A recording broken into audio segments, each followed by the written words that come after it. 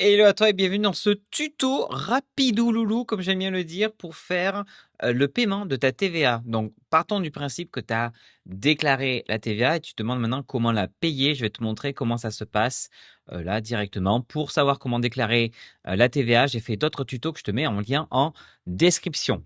Donc, première chose que tu vas faire, tu vas te rendre sur l'espace impôts.gouv.fr, l'espace professionnel. C'est ici que tu vas payer ta TVA.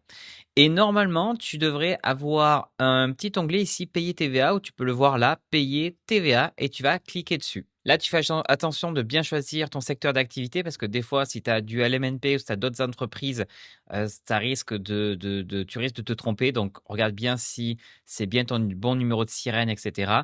Et tu fais payer. Ici, tu arrives sur l'étape de paiement. Donc, il y a les différentes déclarations de TVA qui ont été déposées.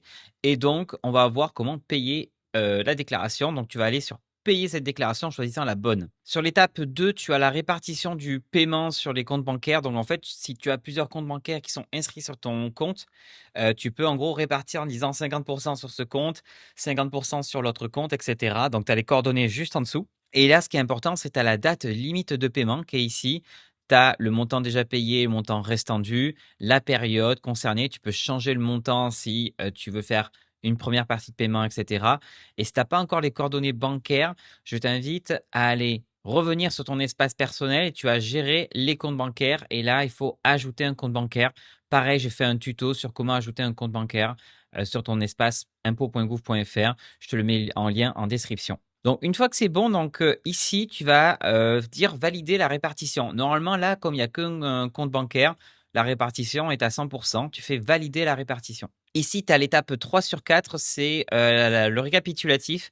Donc, tu vois quel compte bancaire, tu vas voir le montant restant dû, etc. Tu fais juste valider le paiement. On te demande de confirmer, tu dis oui. Étape 4 sur 4, tu as en gros l'ordre de paiement. Donc, en gros, pour dire c'est bon, vous allez pouvoir me prélever. Donc, il y a indiqué l'ordre de paiement, le montant et surtout le plus important, la date du prélèvement. Et là, on voit c'est le 29 mai 2026.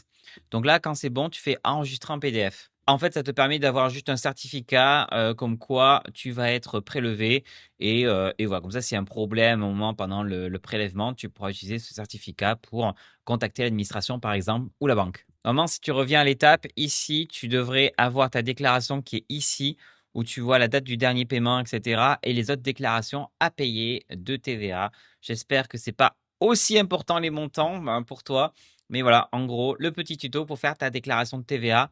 Je te dis à très bientôt pour un nouveau tuto. Salut, ciao.